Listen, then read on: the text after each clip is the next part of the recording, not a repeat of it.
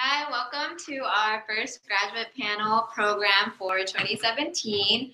With me here we have our panelists, and going from my right to left, I'm going to introduce them and a brief biography about each of them.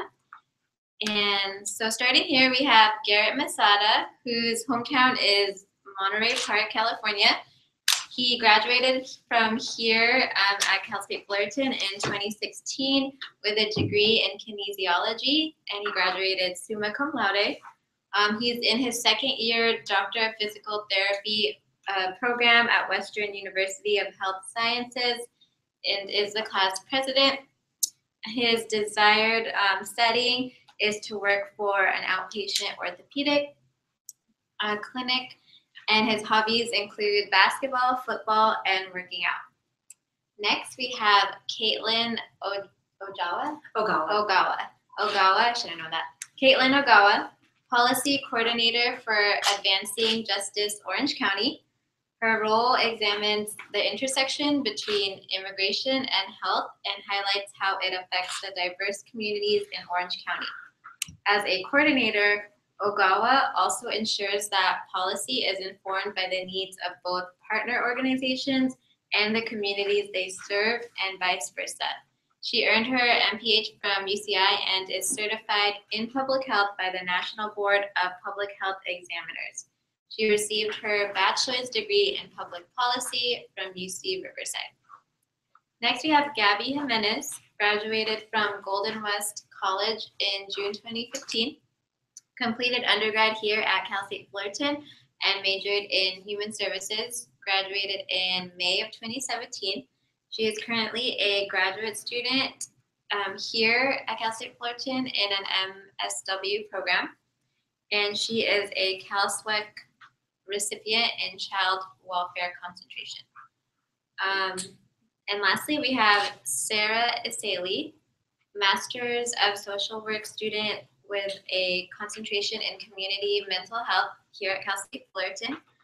Her bachelor's degree is in sociology with a concentration in deviance and social control and a minor in criminal justice. Her ultimate goal is to become a licensed clinical social worker. She's a current Master of Social Work intern at Mission Hospital. She's interested in mental health and domestic violence advocacy. She holds a certificate in domestic violence advocacy training and is a current member of the Masters of Social Work Association. So let's give them a round of applause. Thank you for coming. And as a short icebreaker, we'll all go around and say something that, say our name. You're an undergrad student here, say your major. And the icebreaker question is, so for the panelists, just say your name in the icebreaker question, which is, what is your passion in life? So, I can start, so it doesn't have to be. So, hi everyone, I'm Annika Pinpin, your program coordinator for this year, part of a great team one of my coworkers is gonna introduce himself last. But my passion in life, I would say, would be just promoting and advocating for people's wellness. I noticed, like, with my family, myself, my own community, underserved folks, that there's a lot of health disparities and just hard to get access to health services, and just day-to-day life living makes a lot of people neglect, their daily wellness, and I think it's a really sad thing. Stress is a very real thing, and social justice and all of that. So helping people and helping myself to take care of our overall wellness, and I'm trying to get into yoga, to teach yoga. Still figuring out what I want to do for grad school. So you're not alone, students, in that journey, but the knowing what you're passionate about I feel will really help motivate. Well, it really helps motivate me. So I know I want to help remind people to take care of their wellness and be balanced. That's my passion. So can we start this again? Sorry. So my name is Garrett, Yeah. and my passion is probably just helping those around me just become better people, and just helping those, and yeah. My name is Caitlin, and I would say my passion is uplifting those who may not have the courage or may not have the opportunity to raise their voice, helping them really understand that they have a human right to access to health, and so that's what my passion is. My name is Sarah, and my passion is to just strive to be a better person every day and to just keep learning all the time. Oh my God. No worries. Yeah, saw that. Sorry. Okay, go on. So my name is Gabby. My passion is to actually help my family as well as the community and make a difference. And overall, just be happy in the whole process of doing it, because it's also a learning process for everyone. I love those answers. Happiness, helping, being a voice, learning. And then John, and then My name is John Pineda. I am a second-year Master's of Public Health student here at Cal State Fullerton, and I'm a graduate assistant. Welcome. My passion is to help others in need and to also uplift them whenever, in great times. So yeah. yeah, you're good at that. Okay. And Diana? Hi, I'm Diana. What am I supposed to Say your major. I'm a psychology major. I'm interested in the field of marriage and family therapy. I'm very passionate about living a life that is glorifying to God, and especially giving hope to those who are broken, and just being there for them, and letting them know that their pain is not in vain, that there is a purpose to all of it. And I believe that one of those purposes is to help other people, that we can use our adversity to be vulnerable to other people and to uplift them and encourage them, and just give hope to them, because our suffering is not an end to itself. There is a greater purpose for all of it. That was beautiful. So for those of you who just joined, we have sandwiches. The middle one is vegetarian. But for now, let's do a quick intro of our name, our major, and what we're passionate about. So we can start. Yeah, right there. Hi everyone, my name is Jocelyn Sanchez. An interest of my major, right? You want to Yeah, and your major. I'm a human services major, and I am also interested in going out in the community and helping people, specifically in the medical field. I want to work as a medical social worker. That's a passion that I have.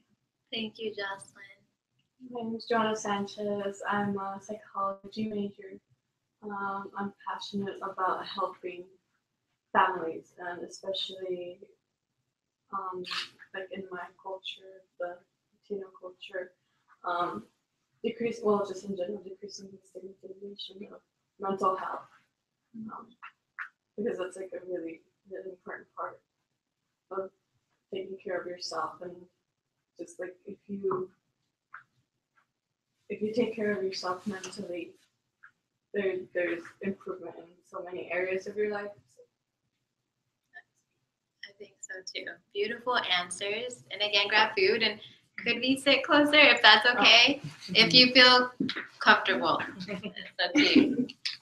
And then we're going to go ahead and get started with the questions. So we could switch it around and start with Gabby. You're each going to answer all of these questions, which is in front of you as well.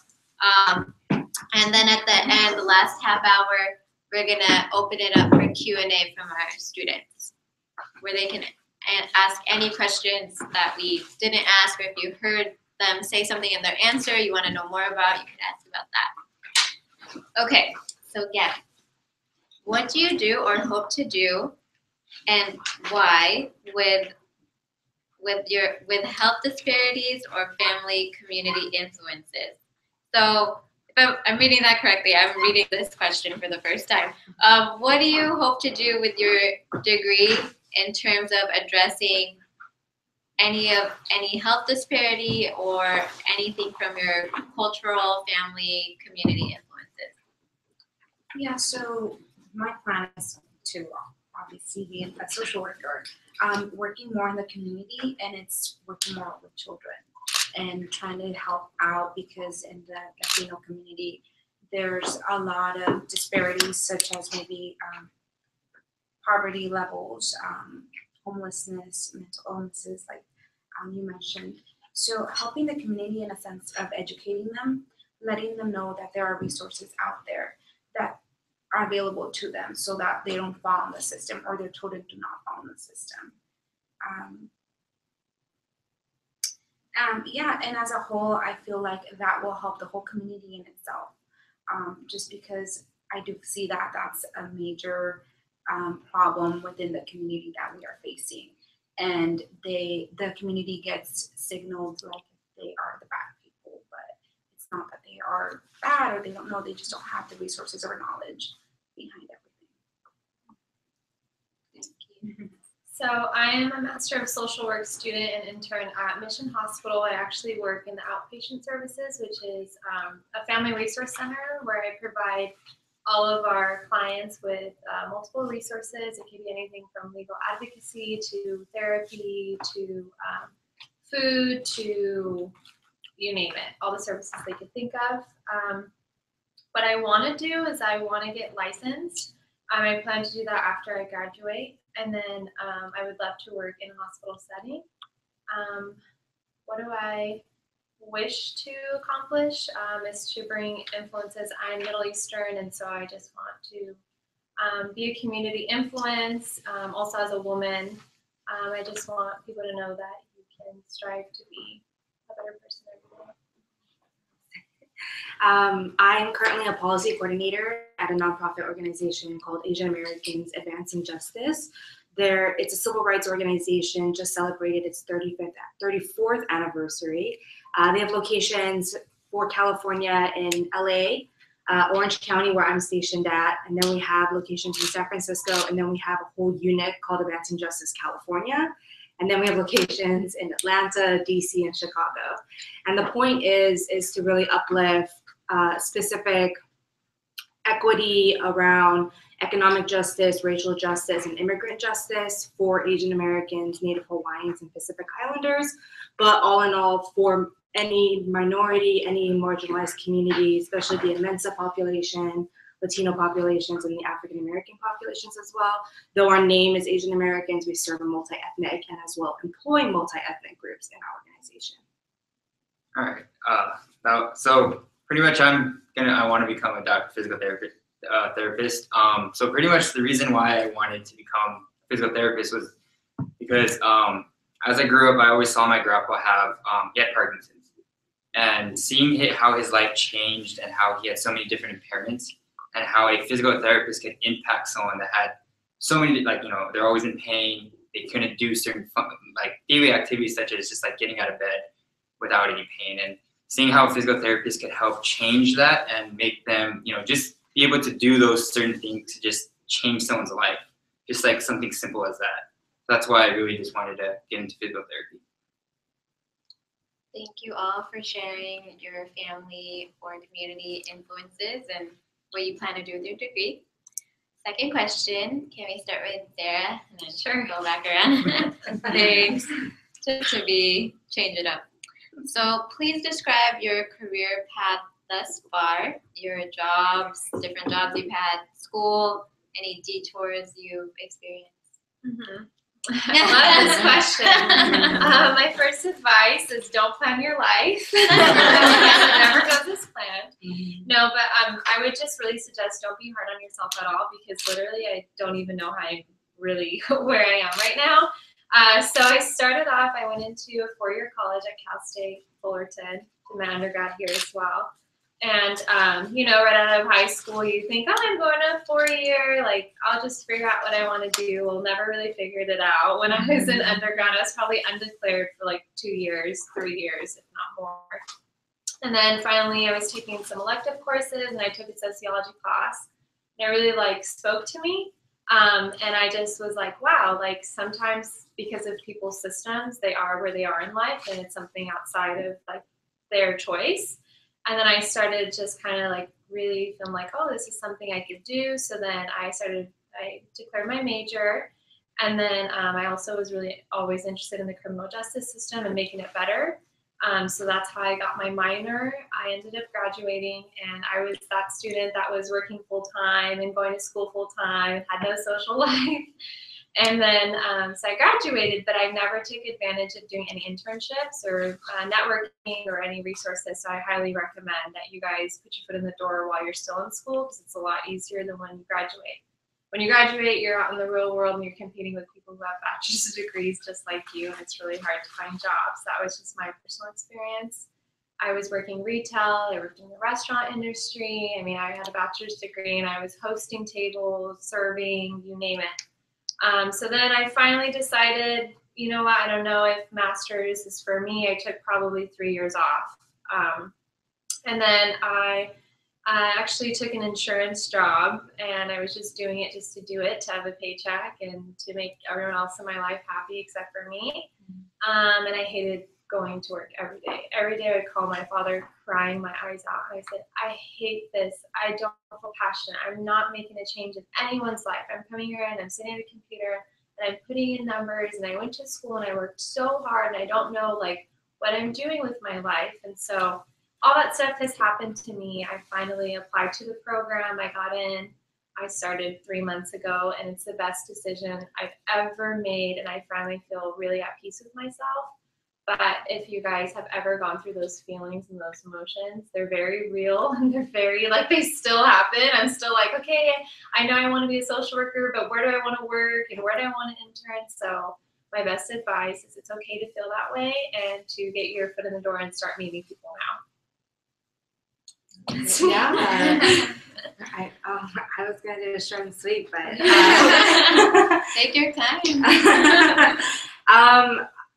And I like how it's described as job, school, and detours, and I think that really makes it a safe area for us to really talk about, like the fact that you can't really plan anything in your life, nor do you. And I think even for our generations, I don't think, or I mean, I can't speak for everyone, but I don't feel like I'm that much older than you all, and so I feel like I think we're all kind of in this position where we're now navigating a space where really the jobs that we all kind of are into weren't mainstream 5 years ago. They weren't talked about on the news, or like nobody gave attention to it, and now like public health is a new sexy thing, and everyone's like putting funding into it or trying to take funding out now. But that's another story. But I think so. It was interesting for me growing up, knowing that I wanted to go into the medical field, and I took, all the classes. And then actually I did half of my undergrad at University of Hawaii at Manoa, which was because I was like, I got to get out. I lived in Cerritos all my life, and I still live there, so it's a black hole. And I like never moved. I lived in my house. My mom broke her water in her downstairs bathroom. Like I felt like a hometown or small town girl. And so I really was like, okay, where's the farthest I can go that still feels like home? And I was like, Hawaii. Because if you've ever visited, it's literally just like California, at least Oahu. So it was not out of my comfort zone until I stepped foot on that island. And it was like the hardest thing I've ever done. And it, of course, puts you in perspective when you're away from family. That's when, of course, you miss them. And it brought me back to my roots, that really what I do is for my family. And so that was my excuse when I failed OChem and bio classes, that I missed my family so much and that med school was just not for me. And so I had to take some elective classes, and man, I think that's the golden egg is elective classes, where they make you think outside of your comfort zone and introduce you to topics that you aren't forced to take as your requirements. And so I took an elective class that was about public health, and it was very like loosey-goosey. We had like random speakers come here and there. But one day there was a CDC officer who came and talked about what it means for the poor of Hawaii and the understanding of, the history of Hawaii as being colonized, and the history of how that is affecting public health, and how public health is still a Western idea. And so when you're discussing ways to health promote or provide different practices to make people feel healthy, it's different when you take into context that certain islands in Hawaii can't even produce green vegetables and salads because of the constant bombing and utilization of the lands for military use. So when you tell someone to eat healthier and eat salads, it's almost, it would be rude in many cultures, for many Hawaiian cultures and Polynesian cultures, to tell them to do that when in their homeland they can't. And so that just blew my mind open. I was like, that's so true. And so I really just dove right into it and really believed that I wanted, and how I explained it to my parents was I was going to be a doctor for the world instead of a doctor for one person. And they're like, yeah, okay, do that. But then back to the point of I needed to come back home. Again, public health wasn't sexy yet, so there wasn't any degrees really. Besides, I think it was only really UCI that had an undergraduate degree for public health. So I applied to just everything down here. And then UCR accepted me for public policy, and I was like, all right, close enough. So I came and I went to UCR, and luckily they did have a concentration for health and policy. And then that really made me become a policy wonk and just really be interested in that system level thinking and understand the theoretical nuances of why things are to this day, and take in the context of culture and history about why things are happening. And so it was just a very sure fit for me to then move on to my master's in public health. And then luckily, and I feel like I would have been like you, if I took a break between undergrad, I would have just been hit the grind, just work, get that paycheck. But I would think I was really fortunate that I was able to get accepted right after my undergrad. So I had no gap year. So I just went straight into it. And then last time I spoke here, I had just got my job while I was at my grad school. So I don't recommend that. I had no gap between my undergrad to my grad to now my full-time career. Don't recommend it. But at the same time, I think it really gave me a perspective into nonprofit life, and how I think right now we're hitting a paradigm shift in nonprofit where we're weeding out old white men, and now we're bringing in diversity and young blood. And it's really exciting for me to come into this space now, feeling incredibly young, not only just because I just blazed through my academic career, but also being in the position that I'm in at an organization that discusses, I don't know how much I want to get into it, but Orange County is, as they say, an orange curtain. I don't know if you know that term. Yeah, okay, maybe it's recording, so maybe I won't. But, it's a very conservative county. It's a predominantly red county. So when they say orange curtain, it's like the curtain closes on you when you come down here. If you're immigrant, if you're a person of color, if you're a woman, if you're Muslim nowadays. And so I think it's even more interesting to work in an organization that is very niche, of representing a very marginalized and unheard of community, and being a policy coordinator for them. And so that's been, I think the most fulfilling is to be able to see throughout my career, and tying my undergraduate and my graduate degree together. And then kind of ties into the next question as an individual, how important it is for me to work at an organization like Advancing Justice. That was awesome. All right, so my career path is pretty much, I came here in 2012 at Cal State Fullerton. I was a kinesiology major just because of the whole fact that, I played sports my whole life, and I was like, okay, cool, kinesis for me. I really didn't know what I wanted to do. I knew I wanted to do something in healthcare, but I just wasn't really sure what exactly it was. So I was switching between pre-med, I was pre-PT for a long time, and I could also preach, you can't really predict your life, you can't try to, say like, okay, this is what I want to do this is where I want to be at age 24, 25. So what happened was I became a kinesis major. I started shadowing, MDs, DOs, PTs, and I became a physical therapy aide. And that pretty much what really changed my decision on why I wanted to become a PT over anything else. Because the cool special thing about physical therapy is that they spend, about 45 minutes to an hour with a patient every time they come in. Whereas, and that creates a certain rapport and bond that you could build that trust with your patient. And that's something that I admired, and she really opened my eyes to physical therapy. So I continued with kinesiology. I was lucky enough to graduate in 2016, and I was able to enter that following fall of physical therapy school. So sometimes I wish that I took a gap year, just because it's like I just went from like taking all these classes, graduated, and then I went straight into it. I had like 2.5 months to just like do my thing. But I think at the end of the day, like if you guys, feel like you can, I would definitely just make that jump right away, because you get out earlier. Less time to like if you do take that gap year, let's say you get caught up in working. There's also pros and cons of that, but I feel like it's something that I don't regret anymore. So yeah, that's my career path. So my career path, thank you. I actually did try to plan it out. I tried to, right after high school, I did a very short-term professional job that I had.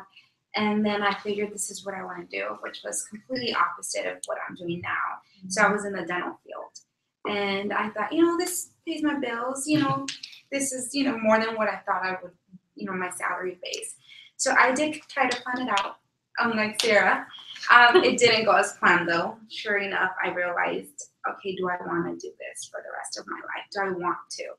I'm in the field of helping, and I'm in the healthcare field, but is this the way I want to help my community or my family?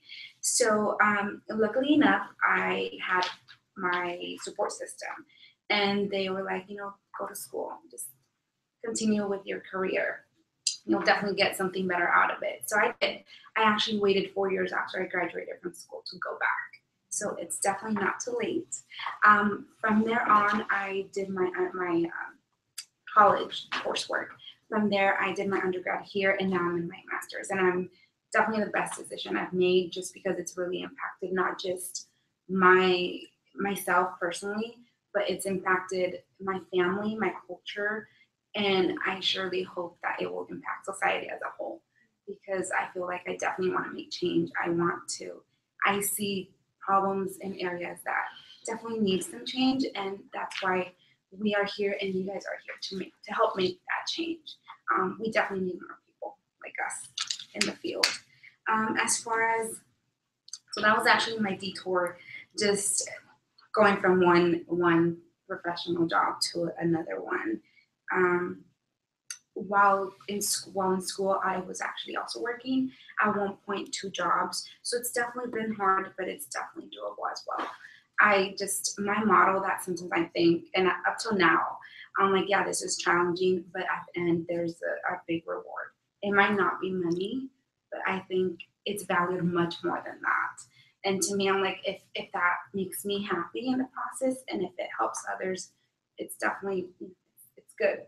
It's priceless, I say. So definitely don't give up.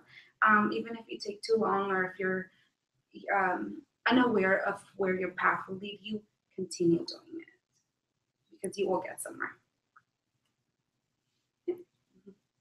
Well, first I want to say really great answers, and thank you for being honest, and we all appreciate that. So say what you want to say. We really like, you just spilling your guts. So thank you. Really good answers. So not to put pressure, but the next round better be even more amazing. I'm just kidding. So let's start with Caitlin. As an individual, so just you, not your family, not your community. How has your background influenced your career choice or your grad program? Right. I think when I took, as an individual, how I was influenced, or the reason I wanted to go into public health, I think really was solidified when I took this one policy management class, and they had us do a SWOT analysis. Yeah, those are amazing. Love them. Do it every year. And in that SWOT analysis, there's also like an MVV that you can do, which is called a mission, vision, values. Really recommend it. You can find them all over the Google to find out worksheets to do it. But when I did the SWOT analysis, it really makes you look at your strengths, your weaknesses, your opposition, or your, what was it? Outcomes and threats, right? Yeah. And so, but it's by the individual, right? And it's an individual analysis and reflection on where you find yourself, what are your strengths and what are your weaknesses, what's like energizing you and what's de-energizing you. And so for me, that really helped me figure out what is my personal mission and vision and values. And so whatever that was, it always aligned with the overall definition of public health, the overall definition of community health.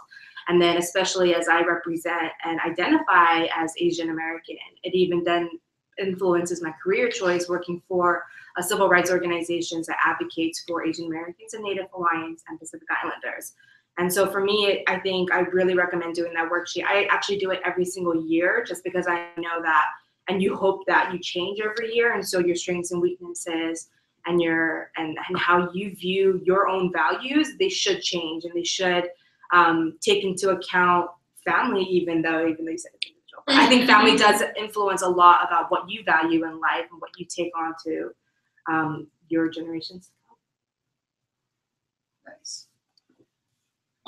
So as me personally, I thrive off of relationships like that I build with other people. Just like, meeting people every day, building some sort of special like bond with anyone. And I feel like, in health, and I've always like just had this, I've always like kind of like, what's the word? Like I built, like my happiness came from like helping others pretty much. And that's why I've always wanted to go into healthcare, no matter what it was, because in healthcare, you're always helping people. But I think what really separated PT from everything else was, again, like I said before, like that rapport and that time spent with each patient every session you get. Like, like being a doctor, an MD, that's cool because you get to, help them with whatever they have. But as a PT, you get to literally get to know them 45 minutes to an hour every time. It's like, it could range from like one time a week. I've seen patients 3 times a week where, you come in 3 times a week and you're with them an hour and you get to know them on like, not just like a patient level, but you see them as like, someone that your friend or even like someone that you could build this special connection with. So I think that's what really influenced my career choice, just based off like what I've like always wanted to do as an individual. And for me, what has influenced my career choice? I think I've always just been more of like the to-go person in my family, even with friends. It's always, I guess, I give that feel of people feel comfortable around me. So I've always just been the mediator. And I think that also helped me to choose my career, aside from family. It's just me as a person, I feel very comfortable. Just kind of, if people reach out to me for help, I feel very comfortable just helping out in whatever way I can, even if that just means just listening, even without having to do much. So I think that's definitely influenced my career more than anything. And then, of course, with my master's now, I feel like, okay, well, besides just listening to people, what can I do? I can do much more than that. I was talking about change earlier. I feel like that's I think my main focus right now. Going out in the community and doing real change, not just talk, but making change out there, doing advocacy for the children. My concentration is child welfare. So definitely doing more change for them, since they're the young ones, they can't do much. Being that one person that will voice out what they need. So as an individual, I think I just started out young. When my parents went through their divorce, I felt a lot of sadness. I felt a lot of confusion. I went through all those stages, but I think everything happens in your life for a reason. And I really learned so much. I was at a young age. I was really mature, and I went through the blended family and all that stuff, step siblings. And when I was a teenager, I just felt like I was really empathetic. I was in like peer counseling, and I was always like, I don't know, I was really involved with people and their feelings and their mental health from a young age. And I didn't really know how to put words to it. I just knew that I loved making a difference in people's lives. I love that they came to me sad or crying or whatever it is, and they left feeling much better. So then from that, I was like, well, I don't know how I make a career out of this. I just like to help my friends and my family. Like, I don't know, it took me like a long time to figure it out. And then you just kind of went through life and the experiences that I went through as a Arab American woman. I did experience sometimes being treated differently, especially when I was around family members that wore the headscarf. And I've definitely seen how mean people can be sometimes. But I've also always remembered, and I don't know why, but I always say there's a reason why people act the way that they do, and sometimes it's because they're really hurt. And so I feel like I'm very level-headed and I can see both sides of situations, and I don't just want to help the people that are, I can't think of the word, but who are being, I can't think of it. Like, not just the people who are like sad. Like, I also want to help the people who are making others sad. I can't think of what I'm trying to say right now. But the perpetrators, yeah. Like, I see both sides to things. So I don't know. That's how I came here. Thank you. Also, another great round. Next question, and that is, okay, as a professional, how have you seen, as a professional, have you seen culture and language influence the care/services in your field? Okay. So I've seen how culture and language actually influence in anything in physical therapy or healthcare in general. So with culture, we always got taught that we have to be culturally sensitive to every culture because, for example, physical therapy is very hands-on, but we've learned that there's certain cultures out there that don't like being touched. So we have to take that into consideration because, I mean, if let's just say we try to manual treat someone and that's against their culture, I mean, things could go south really quick. So you have to keep in mind, the different cultures and who your patients are and go accordingly to that. Because there's always, you don't always have to manually treat someone. There's always other aspects of physical therapy where you can just, give them exercises. You could, give them some sort of, mobilization without touch. With language, I actually just went on a 2-week clinical this past summer, and I was at Concentra out in Anaheim, and what I realized was the majority of the patients that were seen there were Spanish speaking, and I didn't speak any Spanish, so it was really hard for me to communicate with patients because I didn't know how to tell them how to do certain things that I wanted them to do. So it was kind of like it was definitely a barrier because I always had to call in the translator to kind of just do something simple as, oh, can you go ahead and can you perform this exercise or do this movement? So it's important to really, after that I'm practicing my Spanish all the time now. So yeah.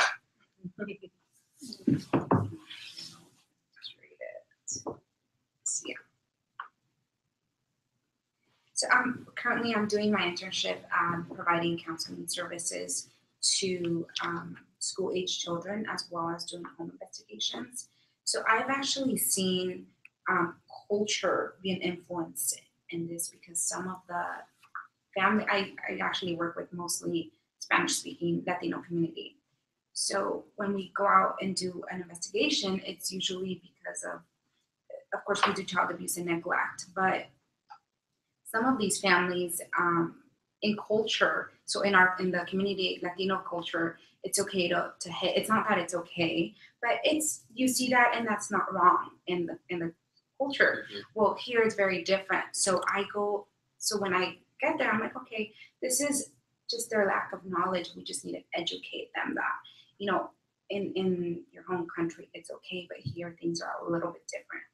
If you are going to do it, then, maybe do it in a way that it won't affect the child. So just providing that training to them so that they don't fall on the holes or on the system. And I'm bilingual, so that helps. Sorry. So I speak the language, and I feel like I can have that really good connection with the the people or the families I'm dealing with, because there's that connection that I'm like, okay, I can actually, I can relate, I understand where you're coming from, and that kind of helps the whole relationship, because then they're more prone to getting the help, and they're more open to being educated about it. So at my agency, it's predominantly Hispanic, which is really difficult when a lot of our clients need services in Spanish, and I don't speak Spanish. I speak very minimal Spanish, and I definitely cannot give therapy in Spanish. So that is a really big barrier. But there are also English-speaking clients, of course, and I am bilingual, but I speak Arabic, and I don't really ever have a lot of Arabic clients, so I never get to use my other language. But it's even difficult when you have, for example, a client that's a minor and maybe that client speaks English, but you always have to have parental consent. And so I've had times where the parent maybe doesn't speak English. So I always have to have, even if I'm just seeing the parent for like 5 to 10 minutes to sign paperwork, I need to explain these paperwork. The parent needs to know what they're signing. So I definitely see this a lot in my field. But I guess the way that I am trying to find a solution is that I'm trying to learn more Spanish. And also when I have projects such as like in my cultural diversity class, I pick the Hispanic population to help teach me about norms and spirituality and values and traditions. So that way I know that I can better serve my clients. Everything in our organization is around culture and language, around cultural competency, and providing linguistically accessible resources and pathways for API or any other multi-ethnic community as well. I think what I've seen in my field, working in this nonprofit, is that cultural competency is very rare to see in mainstream institutions. Even at Kaiser, a huge conglomerate as that, still struggles with providing ACA mandated law that you're supposed to have an interpreter 24/7, that a patient is allowed to have documents in their languages, whether they're making an appointment, picking up their medicine at the pharmacy, at the physician's office. Any aspect of care through the ACA is mandated to have an interpreter, but unfortunately many patients, many families don't know about these services and don't know their rights for access to care. And so a lot of the work we do and a lot of the work I do is about that education, is about letting people know that California and the nation at large is trying to bridge those inequalities and those disparities between limited English proficient communities and accessing. But unfortunately, I think what happens is that even with language, it's so much different than culture. And what's so important is that, we're fortunate as we diversify the workplace that we have people who come from that culture, who don't need to have it's so awesome that they have classes like that. And I want to know if they have an API class, because I want to know what they teach, because there's 36 API English, so I almost want to know how they're teaching that. But even for the Mexican community as well, it's very different and very, I think, important to know about those differences. But what I mean is that the difference between culture and language is that more often than not, and why I stress so much for people of color to go into nonprofit and to go into the medical field or any type of field, is that we need to come more at with numbers. And I think as we more, go into the workplace and stress that hey, having one Vietnamese person on your staff doesn't mean you're now API competent, or having one Latino person on staff doesn't mean you therefore can represent all the Latino community. And so I think for us, our organization really strives to try to penetrate a lot of these mainstream institutions who have already created so much foundation of how they do things, that to be even get a space to sit at the table to even educate them on those nuances is an incredible struggle, especially in Orange County, with no county hospital, with no safety net program. It's already a very divisive work environment that we're in, when you have hospitals creating standards by themselves, right? Each of these hospitals, each of the FQHCs, each of the clinics all have their own standards. And I think that's even more hard when we know that we can't control where a client or where a patient or even our family members go. And so it's our work to try to bring also in statewide advocacy to make sure that it's being enforced, these ACA laws, and to protect the ACA so it doesn't get repealed. And that also it's important for people to know about the difference between culture and language, and that it's not just to have someone on staff that can speak the language, but someone who resonates with that culture. And I think it's also about this idea of employing people from that community, right? And uplifting those who, like, you know, for example, our organization is in Santa Ana, and so we strive to do a lot of youth development with the school districts in Santa Ana. And we partner a lot with organizations that have now employed a lot of the student interns that were there. And so I love seeing these like full circle things, like you guys are coming back here and speaking. And so I think it's really amazing to see that, because I think that's where the change happens. When you guys come in and when we come in as all people of color into these workplaces, and let us be the voice of authenticity and not like a textbook or something. That's just my 2 cents. Thank you. Okay. Next question. I'll look back to you. Yes, thank you. They know that. All right.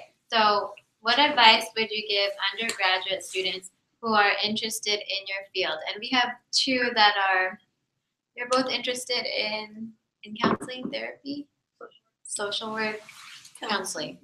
So, perfect. Just to review that again. Yeah. So I'm in social work. So advice that I would give you, just do it. I know some students get intimidated by in the master's program. I've had friends come to me that have already graduated with their bachelor's and they've waited a few years to go back, and they've all said the same thing. You know, it's just intimidated me to go back for my master's. But I would say it's okay. It's okay if you feel intimidated. Go ahead and do it, because it will definitely be worth it. Not only at the end, because you will be able to work in the field in social work, but the process of it is just a whole different level of undergrad. It's just something different. You will find your support system. If you don't have it during undergrad, it's okay. You will find it in master's level, because all the students, your whole cohort, will be going through the same exact thing. You will not be alone. So if that would be, let's say, one of the reasons why you wouldn't want to, I would say still go for it. You will have there's a lot of support here on campus as well. So don't allow that to stop you and stuff. So and try to just network your clubs. I know Human Services has a lot. So just try to network. You will not be alone. So I'm in social work as well. My best advice is also like Gabby, it's like you can totally do it. I mean, I found every reason. I applied several times, got in, and then I was like, nah, not ready, can't commit, too expensive, I don't know. I like did all of that. So all that stuff might happen to you as well. But once you're in it, like you're also treated way differently. When you just have a title of Master of Social Work next to your name, I mean, people are just like, oh, wow, like you're in graduate school. Like I've noticed that I just get treated way differently. And I know when I had a bachelor's degree, it was like people just, sociology, what do you do with sociology? What kind of job are you gonna get? How much does that pay? Like I got that all the time. But when I tell people that I'm a graduate student, I don't get asked those questions. Not that that should be a reason why you're but I'm just like, definitely it helps you in several ways. Yeah, it's a booster. And not just that, but you're not going to get a job doing counseling or anything related to people without a higher level of education. It's just like you need more training. I mean, I can't tell you how much I've already learned. I've only been in the program for 3 months, and she's absolutely right. It's a different experience than undergrad. You're so like every day, everything that you're learning is geared to your profession. Like I'm doing stuff in my internship that I still haven't learned in school. Like I'm actually diagnosing people through the DSM, and I'm like, I haven't been taught the DSM, like what am I doing? But trust me, your intuition, you're in this field for a reason. You know what you're doing, even though you don't have, you know, that MSW by your name yet. You know what you're doing. It's just within you, and it just comes out sometimes with a lot of stress and a lot of papers and a lot of exams, and you're like, wow, I can do this. But it's such like a gratifying feeling, and like you just feel so much more empowered. And I would tell everyone that is slightly thinking of going to get their master's to get their master's.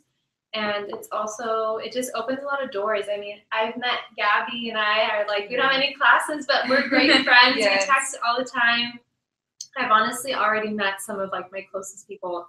And I'm not gonna lie, it's a lot of work. Like I'm here all the time on the weekends and I study really hard and I write a lot of papers and I feel stressed out. But at the end of the day, it's manageable. You can do it. Like just manage your time, find that support. Everyone in your class will be like, I know I felt that way too. Like you're not alone. We'll study together. Like I'm at the library sometimes until midnight, but it's okay because I'm with all my friends. So it's doable. You can do it. Great advice. And then if you want to just give general advice about graduate school, Yeah. that would I be survived. appreciated. Yeah. We have 4 survived Yeah. people who survived. Yeah, and I think, and I actually kind of, now I'm thinking about it, I think it does have like a gravitas when you say that you're a graduate student or that you have an MPH, and if anything, it also is a building block for you to get a higher position at your job and for you to get a higher pay. So might as well get it done now, just so that when you're at an entry-level job that you will, even if you have, unfortunately, even if you have a graduate degree, you may still enter at entry level, but at least you have the foundation already to make you up that pay scale. And I think, some more advice, and I'm for you guys too, you guys better volunteer at nonprofits, because I think what's important is that so much often than not, I do love that we have a lot of people of color and immigrant, individuals who are working at mainstream institutions, but at the same time, it's also really a struggle for me working at a nonprofit and interacting with a lot of smaller organizations who feel often than not that we're losing that cultural competency, or we're losing that shiny, glittery attractiveness for people to come to nonprofit and to really see the grassroots feel of working with the community members who don't have just one problem, who don't just come in for counseling, but actually have immigration relief, need some type of immigration relief. Their children need to sign up for Medi-Cal. It's open enrollment right now. And so you really start to see the holistic care for community members. And I really think that comes from the nonprofit. So even as, you guys are finishing up your undergraduate, if you want to volunteer your time at nonprofits, I would love to connect you. I'm based in Orange County, so I know all the organizations out here. And so I think that's the best way also for you to test your own mission and vision and values with organizations. And I think what's hard is, unfortunately, once you get that, awesome paycheck but then you start realizing that your mission doesn't align with that organization, it's one of the worst feelings in the world. And I think it's so important that you're able to give yourself the space and give yourself the flexibility to not choose some place that doesn't line up with your mission and vision, because in the end, it will be like you just hate going there and you'll dread it and you'll cry every day, which sucks. But I mean, that's what it is. Like, you hate it with every inch of your being because it's not your mission. And so I really encourage you guys to just write it out. It's really cheesy. You literally sound like you're it's a corporate exercise, I know. But I mean, I think it's really important to do that. Just as you also, when you go to interviews and you meet with networking, that's your elevator pitch. You could say your mission and people are like, wow, she's definitely got it together. So the biggest advice I could give you guys if you are interested in going to graduate school is, if you are passionate about it, do it, push for it and work for it. Because at the end of the day, if you're truly passionate about it, it'll be all worth it at the end. During the time, it's going to be rough. There's going to be days where it's like, oh my God, why am I here? What did I get myself into? I went through days where it's like, I don't want to do this anymore. I thought about just not doing it anymore, dropping out. But anytime you face any sort of roadblock or struggle during the program or even in undergrad, you always just have to remind yourself, why am I here? Why did I choose this path? All right, it's to help other people. It's to help whatever your reason is. Always remind yourself that, because that's what's going to fuel you to keep going and pushing hard, getting through those late nights of studying, and, like I said, like they said, when you go through a program like this, your class, your cohort is going to be your family. My program's 3 years. So just off this 1 year that I spent, I could see all 48 of my people in my cohort as family. We will do anything for each other. We're always there to support. So as you move along, it's not a solo type of thing. It's a group of 48 or however big your cohort is, getting through a program together, all having each other's back, always supporting. If someone's struggling, everyone picks them up. Come on, let's go. So at the end of the day, it'll be worth it. I mean, and anytime you feel like you hit a roadblock, just keep going because it'll be worth it at the end. Thank you. And our very last question is, what is one struggle that you faced and how has that experience fueled you? And since that's ambiguous, I would say one struggle that you faced, let's say one in grad school and one any time before that. I think my struggle was coming back to school after taking 3 years off. It was really, really hard. I mean, it was a kick in my pants. So I took time off because I was like unaware of like what direction I wanted to go in. I didn't want to get my master's. I just couldn't commit. And so to actually like fill out an application after 3 years and to interview and to be like, you know, I want to come back after 3 years, it's really intimidating, but I think I gained a lot of experience. I mean, I didn't know what I want, but I can tell you what I didn't want. What I didn't want was to sit at a freaking desk for the rest of my life until I retired and be miserable. I was like, if I'm 22, 23, and I already feel like this, it's not going to get better until I make it better. And so I think that I learned that you need to listen to yourself. Like if it's something that you want to do, there could be so many outside factors that tell you don't do it, and A, B, C, and D is the reason why, and you're not going to make enough money, and it's not, like a credited degree or whatever, what they think that you should be doing. But if in your heart and your passion, you know it's what you want, go for it. And like sometimes you will have self-doubt, but you just have to keep like you said, is like remember your why. And I think that's what got me through it. And then coming back to school, I luckily did a pre-matriculation program.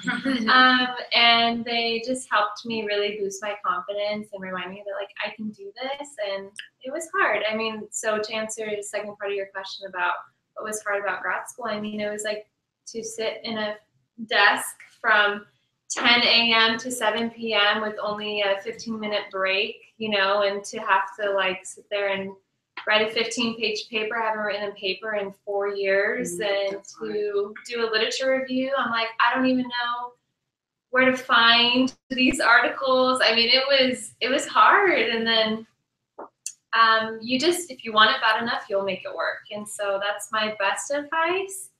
And that you can always do it. Just believe in yourself. I know it sounds super cheesy, but I swear, like it's really true. I think for me, actually, I have just this one example that I really wanted to talk about, and I think it was really interesting beginning my nonprofit career. It's almost like A, B, and BC, because it's like before Trump got elected and after Trump got elected. I think before working in nonprofit life, there was this pace that I had always heard of. It's definitely slower in nonprofit. It's cumbersome. It's bureaucratic with grant reporting.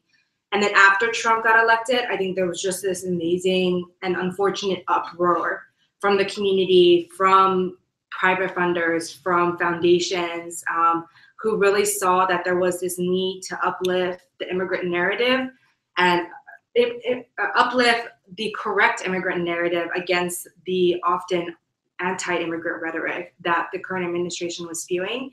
And I think that has been an incredible struggle for me as I'm still facing it. I think especially when your job is so personal, I think for me it became really difficult because the work doesn't end when you turn off your computer and you go home, because he tweets 24/7. But I mean, it was really different for me to have to grasp the fact that my job isn't numbers and it's not paperwork, it's people's lives. And it really made me put into perspective that I also need to do self-care and check my mental health as well, because I mean, I think when there was a month between January and February, there were over 80 attempts to repeal the ACA. We were doing actions and calls to actions and phone banking and press events and town halls every single week. And at the end of the months, we like finally won, but I was dead. I was so tired physically, mentally. And I just felt like, how can I do this for 4 years? But how can I do this for 4 years and feel like empowered and have that, and my mission and my values were starting to not align with the organization that was, I felt always struggling, always fighting against. But I think what was important for me was to just go back to actually my individual background and what it means for me to uplift Asian American voices as someone who identifies with that. And we actually, when we just celebrated our 34th anniversary, we were doing an analysis. We created a tracker for hate crimes against API communities. And I think it really put into perspective that I can't leave right now, and I can't let go of something that I think is the start of, I think, a huge pendulum shift back, hopefully, to the left. And it's really exciting for me, and it fuels me to still keep up with the social justice field and to keep up with, obviously a very shitty nonprofit pay. But I think it's important that, at least for me individually, to know that I'm not doing it for the money, and to feel good that I'm actually, what I'm doing is aligning with my mission. And I feel, that it is a very personal battle for me, but I think I see a light at the end of the tunnel. So it fuels me, definitely. Thank you. Mm-hmm. All right. So one struggle that I faced prior to grad school was my grandpa. He passed away when I was a junior here, and when that happened, he was the reason why I even got interested in healthcare. And it kind of made me I hit a roadblock where it's like, I just started questioning, like, okay, well, what am I going to do? Like, I just didn't know what I was going to do now. I started looking into like changing my major to like business. I wanted to get out of healthcare, because I was like, okay, well, he was my inspiration. He's gone. And like, what do I do now? But again, I go back to the whole, anytime you hit a roadblock, you ask why. And the moment I started saying, okay, so why is this happening? Why is it like, what is my purpose? And then it realized, okay, I'm here to help those like my grandpa. So that kind of fueled me to be even more motivated. Okay, I'm gonna hurry up and get out of here, finish my degree, go and become a physical therapist as fast as possible. So I could start helping people as soon as I can. A roadblock that I faced during grad school, I talked about it earlier though, it's just days where it's like you get overwhelmed, where I remember one week we had 6 exams in 1 week. And that wasn't even our finals week. And I kind of just, the weekend before that Sunday night, I just kind of like, I just said, okay, well, whatever happens, happens, but I don't know. I don't know what's going to happen. Like, I was just frustrated. I was overwhelmed. Like, I was like, I don't even know how I'm going to survive through Wednesday. But at the end of the day, like my class is amazing, where we just, pick each other up every day. We kept going, we pushed each other, we support each other, and that just helped make everything better. Every struggle that you go through, it just makes it's not like 100% better, but it just makes it better and doable. Like, it's manageable. Like, hey, okay, everyone in this room, we're going through the same thing. And I think that is really what helps you just get through a program when you have test after test and things like that. So it's great. So one of my struggles that I faced before the program was just taking on so much. I wasn't able to say no to like friends, family, anybody, work. I just wasn't able to say no. I would take on way too much, and then I was just super stressed, and it hit the point to where I was like questioning, why am I even taking on other people's responsibilities, if I have enough. It's just that fueled me into, actually that was one of the reasons, or one of my excuses for when I started the program. It was like, yes, I get to say no now. Now, now I have an excuse to say no, because I'm just, my program's just going to be my priority from now on. Something else that I'm facing now, right, it's just time. It's just time. There's just not enough time, and honestly, the clock. I wish there were, but there isn't. So just trying to manage everything and put everything together into just your 20 hours that you have, or less, because the rest are just for sleeping. So if you get 8 hours, you don't. But just managing your time. That's just something that I know, like Garrett mentioned, having tests and papers due on that same week. Yes, it's gonna happen, but you will figure it out. It's very doable. you'll figure out whatever timing works for you, or if you get those 4 hours of sleep or you get those 5, but you'll figure something out. Well, that concludes our official questions for our panel. So thank you, panelists.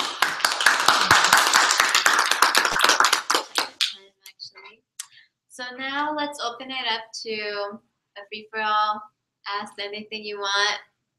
I think anything is on how do they say it? On the table? Nothing is off limits. Okay.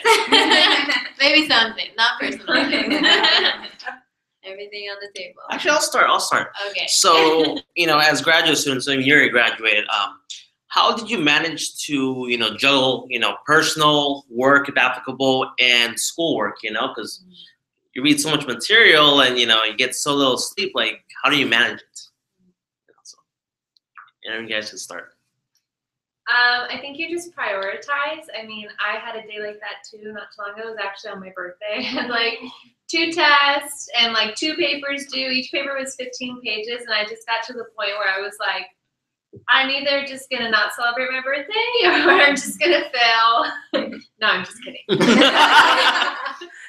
No, I didn't celebrate my birthday, but it's fine. You just make it work. So I was like, you know what?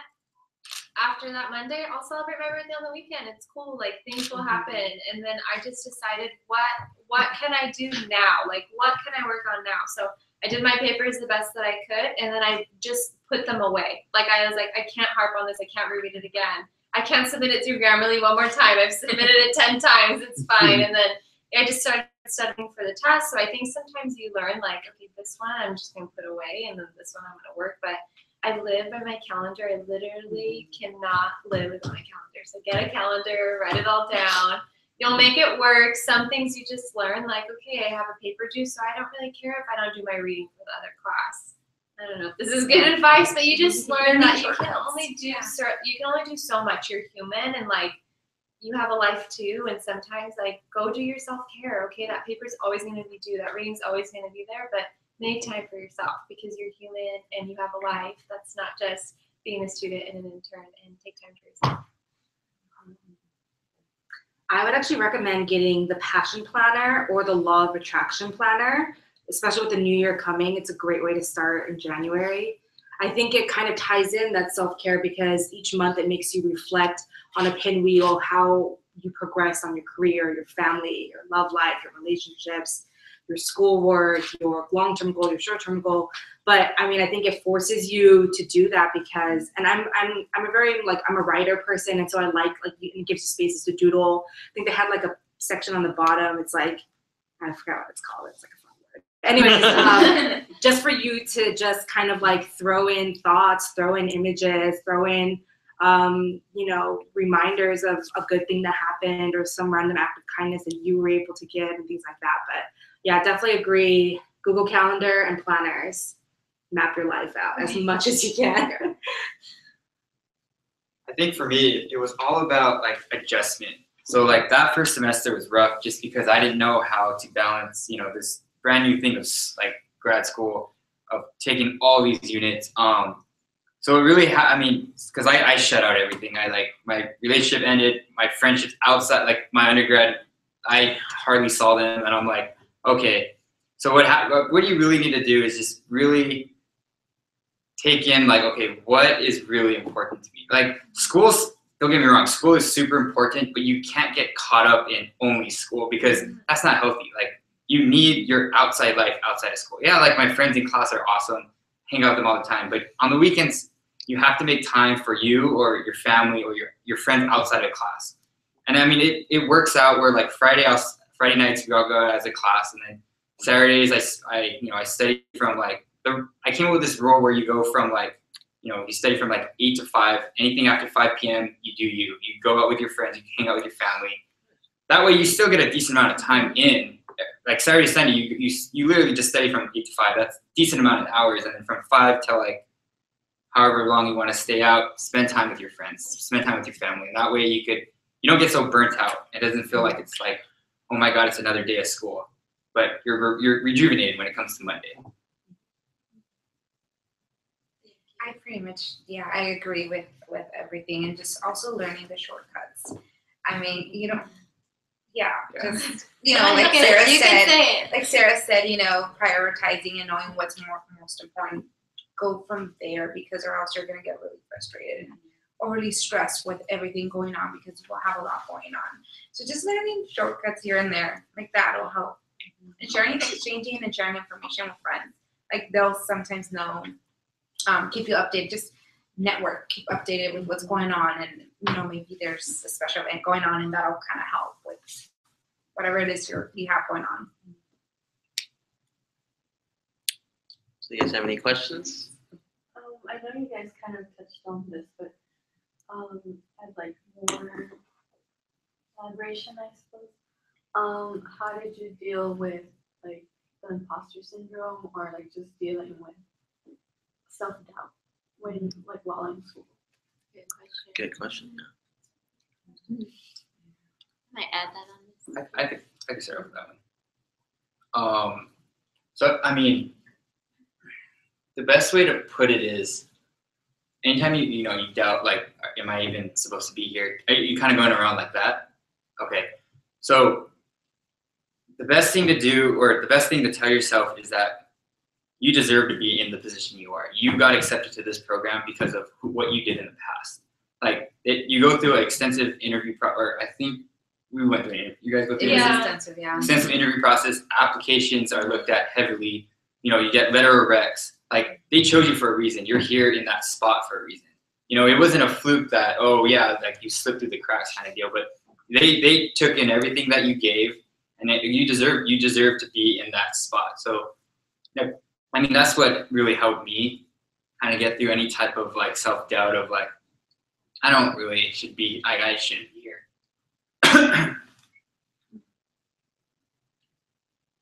Anyone can go. Free for all. Go for it. I still kind of go through this, like I said, because I took so much time off, and sometimes I'm like, I don't know what I'm doing. Everyone sounds like they know exactly what they're doing, and they have everything together. I mean, one of my classes, like human behavior, it's a lot of psych background, and I don't come from a psych background, and I'm like, I feel like you guys are ahead, and this is just like a refresh, and I'm like learning this for the first time, and how am I supposed to put this in my paper, and like, you kind of just freak yourself out a little bit. But then when I started turning stuff in, and then I got back like passing, even A's, and I'm like, oh my god, like I did that. Like I was so like doubting myself so much, and I like ended up doing it, and I did really well. It's also a lot easier when you're passionate about it, because you get excited to kind of do it and see like what the outcome is. But I also just remind myself like what I've been through, and like for me it was like I graduated undergrad, so it's like I know I can do this, because that was really hard, and so I just keep reminding myself of my strengths. I know it's kind of corny, but really like take a moment sometimes and just be mindful of all the things that you've accomplished, and like all the hardships you've gone through, that time when you thought I could never pass that test or write that paper or pass that class or get through that professor, or get out of that situation, and you made it. And I think, just like Garrett said, there's so many people that review your application, and you write your personal statement, and that's not easy. I think even just submitting your grades and then being interviewed by several professors, and they sit there and they question you like hard questions, and you get past that, it's like you're meant to be here. Like you are, I promise. Yeah, going off of Sarah, same thing. Don't take it like, wow, yes, you were lucky to get in, but it wasn't luck. It was you. Like, it was your hard work that you put in your whole undergrad. So it was 2 years worth plus more, plus your college years that have placed you there. All your experience, your community service hours that you contributed to the community, to the campus. There's a reason why you're there. I personally did have that imposter syndrome at the beginning, during the summer, even at the very start of the semester. But it's for me personally, I had to take a few steps back and be like, okay, let me see everything I've done, everything I've accomplished. I've come so far, and that kind of also helped for everything to sink in and be like, I do belong here. What am I talking about? I belong here. I have all this support. I've done and achieved all this. It's definitely because I deserve it. And yes, you guys go through a very extensive procedure to even get admitted to it. So, definitely if that does happen, just cherish it. Like, let it sink in and celebrate it. Don't just, sometimes we tend to like be scared about it. Like, oh my God, what if it was just a mistake and, my name's there, but it really wasn't me. No, celebrate it because it was you and it was your own achievement that you've worked so hard for. Yeah, and I think it's also a testament, as you see all of us here on this panel, that I think we're starting to now become the majority when we once were minorities. And it's really exciting to see more people of color, more immigrant backgrounds in mainstream positions. And so I think hopefully I won't have to, at the last panel, we actually had a lot of discussion on that too. But I think hopefully as we become the majority, you know what I mean? You'll be not feeling it. But it's okay to feel like that. Right? It happens. I'm gonna think of a question too. Another question. So, I wanted to know if you feel like at the places you've worked or have worked or even in school, are your coworkers or your cohort, are they aware of the importance of cultural competence? Thankfully, I know I feel weird. Anyways, I realize it's like a student panel, but I graduated. But anyways, I think, but at the same time, I don't know. Cultural competency, I guess, almost can't be learned. You can't train someone really. There isn't like a manual you can read that really gives you true understanding of cultural nuances if you didn't grow up in that, didn't have neighbors that were like that, or didn't go to a school that was predominantly like, you know what I mean? And so I think it's important to not expect everyone to be experts. I think right now it's very trigger sensitive environment in so many aspects, especially with the internet comments and things like that, that it's so often than not you could say something and it would be like, you would get thousands of backlash, right? And so I think it's important also as all of us as people of color to use our voices, not to instigate or not to hold people, or not to like yell at people for not being culturally sensitive, but also use it as educational points to share with them.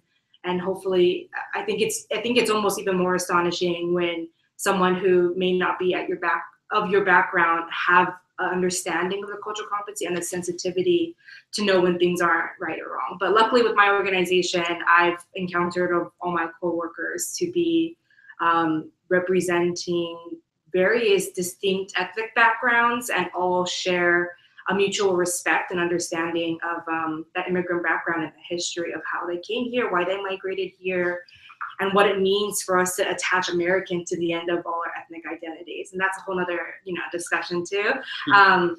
But it's been so far encouraging. But often than not, a lot of the partners that I work with at mainstream institutions, like just recently I did a presentation at St. Joe's Hospital with an API committee that they established there. And, I talked about things like, that assimilating into Western culture is very stressful, and oftentimes that manifests into mental health issues or chronic issues. And they were like, what?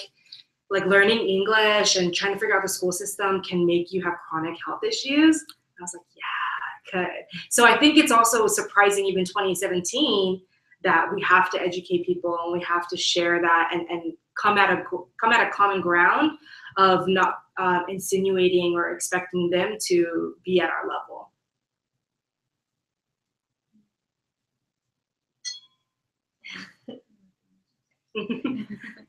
I think especially in the Master of Social Work program, everyone's pretty much in this field and pretty like self-aware and wanting to be open and very open-minded. I've never come across anyone in our cohort that isn't culturally competent. And then you take a whole semester class of cultural diversity, which is really awesome. But it's also important to be aware that sometimes even your client might not be the most culturally competent person, and you just have to be aware that they just have a difference of opinion and that there's a reason why they believe what they believe and whatever upbringing that they have, but to just be mindful and not let it give you any transference. But you'll come across it. But more times than not, everyone's pretty much culturally competent. Great questions and great answers. I was trying to think of one. Do you have any? Yeah, go ahead. No problem. So you guys mentioned that your cohort from school is great support, but does the program, like the faculty, do they give you resources to help you with things like citation papers, formats and all? Yeah, like with that at the beginning, because they know that we're going to be writing a lot of papers, they do actually give you resources, and they actually take you to like the library that's here, and they give you like a whole hour or so session of like your databases, what you're going to get, because in citations and all that, they will give you guidance. You will not be left alone. Yeah, and just networking, like I said, other students that are already undergrads, they might also know. But as far as staff, they're for the most part very open to helping. You can always schedule office hours with them or just ask them during class, and they're very open to helping. I've never come across any professor that's like, oh, you got to figure it out on your own. For the most part, yeah, they're very open to helping, and if not, you will find it. Yeah, but you will have guidance. Helpful professors. Mm-hmm. Yeah. Oh yeah. So, Diana, do you have any questions? Yeah, I have a few. Okay. There you go. No, ask them. For those of you who took your gap years, how did you figure out getting letters of recommendation for applying? Because I had a friend who applied twice, and when he didn't get in the first time, he was stressing out so much over letters of recommendation. And then I thought about it, and I was like, I'm for sure gonna take a gap year at least, one year at least. So like trying to figure that out is really stressful, and I was just I noticed how both of you took a lot of time off, I guess unintentionally, before you went back to school. So I was wondering how that process was for you. Very stressful. I took 3 years off, but what I do recommend is that if you plan on taking a gap year, is you go ahead of time while the professor still knows you and get the letter of recommendation and like have them write one for you and just say that if you come back like after a year or whatever and they need to sign it or date it, more current, they already wrote it. They already remember your work. They already know who you are, and like they already have that. Where I didn't do that. So after 3 years, and I had to come back to Cal State Fullerton in the sociology department, half the staff was never anyone that was ever my professor. It was hard. That was almost the reason that I didn't go to grad school, because they needed, if you graduate within 5 years of your undergrad, I think you have to have one academic letter of reference. And I seriously like cried my eyes out because no one would give me a letter of reference. They're like, even professors that had me maybe just for one class back in 2011, they're like, I'm sorry, like I can't write one for you because I don't know you. And I was like, okay, so what do I do? So I started researching. I started going to like office hours. I spoke to like the department chair. I ended up finding out that someone that was once a professor was like a counselor at Cal State Fullerton at the Irvine campus. I went to her and I literally like begged her. I was like, I don't know if you remember me, but I really need a letter of recommendation. I want to go to grad school. And I like gave her my whole spiel, and she's like, Sarah, I completely remember you. I remember your work in my class. And I was like, oh my God, it's like an angel. I got really like that. To me, I was like, probably a couple of days before the application was due, and I was literally like, this will be the reason why I don't get into graduate school. I had the work, I had all the other stuff, and so she signed it. Obviously, I got in, but that was really stressful. So I would say make those connections now while they know your face, and write it now. They know your work, and then if you ever go back, you say, hey, just so you know, like you wrote this for me, can you update it, blah, blah. But you should be fine within a year. I mean, most times they'll remember you. For me, it was like 3 years, and they're like, sorry, I've had so many students since. I haven't taken time off. So I took time off at the right after high school. yeah. Yeah, but so I kind of just, after that, I'm like, no more time off. I need to continue. But what I would also do is try to like keep really good communication with the professors now, so that they have something to remember you by. Try to just go in office hours just to chat. You're in counseling, right? In the counseling department. They're usually very good. I know human services is awesome, and I'm sure some of the professors might overlap. They're really good about, sometimes they're just there in their office during student office hours, but no students go there. So sometimes they're willing to just chat with you, just so that they get to know you, a little bit of your background, so that they have that information, so that if you are going to take time off, they remember you. So start making those connections with them now. Thank you. Yeah, I was just also wondering, like, what exactly do you talk about? How do you make those connections? Because, like, there are professors that I have made contact with and that I want to follow up with, but it's really hard for me because I'm like really shy, and like it's so bad that sometimes I cry about it, because I as much as I crave human relationships, I'm also very intimidated and fearful of them, and like establishing a connection with like someone who I basically consider a stranger, like it's very intimidating, and it like I don't know how to go about that. I mean, eventually I get over it, but it's just like what are some, I guess, concrete tips you would give on getting past that? I would actually Google them. So like on the, like, I think like they have faculty advisor bios, and they're all nerds, right? So they'll talk about whatever, like they go on and like their bios are like a whole page long. And so really it's just finding what are the common areas. Like they talk about this specific niche of a field. You can be like, oh, I kind of like talk about, and then that's like your foot in the door. So I would just read their bio and then also come to them like that. I think professors really were at your shoes one time or another in their lives, and I think they actually would probably remember you more when you're being honest like that, and leaning to them as not this like lofty professor at the end of the hall, but as like a human being. I think they, more often than not, they tell me, yeah, I've heard that, they're just like, nobody comes and talks to me, and so they get sad too. They like love it when students come and talk to them. I also agree with her. The professors that I've built relationships with, they always say that they're so lonely during office hours. They're just like sitting there. They're like I get it, because it is intimidating, because they're your professor, and we see them we put them at a high pedestal, but they're there to help you. They're when they're in office hours, they're here to just do whatever you need. There were times where I didn't really need help, but I just went and pretended I needed help just so I could kind of get to, like, on a consistent basis where I kind of like get to know them a little better, and then eventually I'll be like, oh, start talking about like their interest or family or whatever it may be. So I always started off with just like, hey, I have a question. Just slowly, working your way in, and then eventually, you open up and get more comfortable. That's how I approached it. Strategic. Very strategic. Yeah. It's also helpful if they have pictures of their family. Like, oh, such a cute daughter. How old is she? That's easy too. I mean, you could actually care about them. Yeah. You go in, like, I need help on what? I don't know.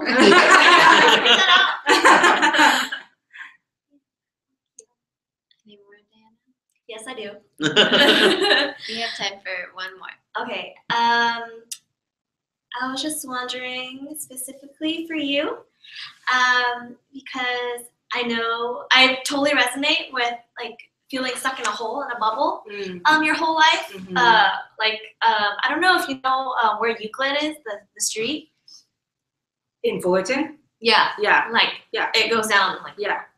So my whole life, I've moved south on that street. Yeah, literally. Like when I was like in elementary school, I moved in the Garden Grove area of Euclid, and then middle school, I moved to like the Santa Ana area, and now I live in the Fountain Valley area, but it's literally just along that street.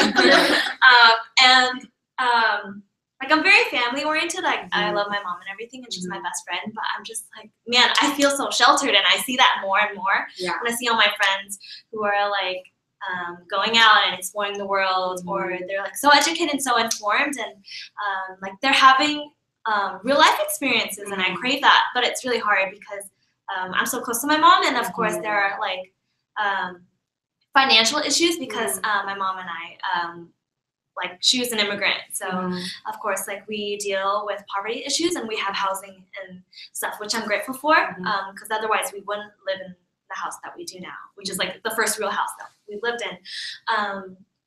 But yeah, like it's really difficult because I want to get out of California so badly, or at least Southern California. Like I've thought about SF, Portland, Seattle. I want to explore those places, but even though like I haven't even been there, just like the idea of cold weather, like oh please, I don't know why I'm here. But yeah, like how did you deal with that, getting out of that bubble, and then also getting past that, I guess, discomfort of being in a new place, where like you don't know anyone there, and it's like you're homesick and like you're like you feel like you're on your own, like at least at first, because everything that you know it isn't there. It's like miles away. Yeah.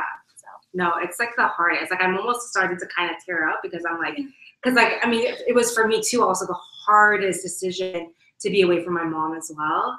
I mean, I think, but honestly though, like in the next, I mean, honestly, I wouldn't move in the next, like, for the next, like, 3 years because, like, Trump is, like, freaking, like, craziness. And, like, I think if you're, like, really safe in Southern California, because we're also a state bubble.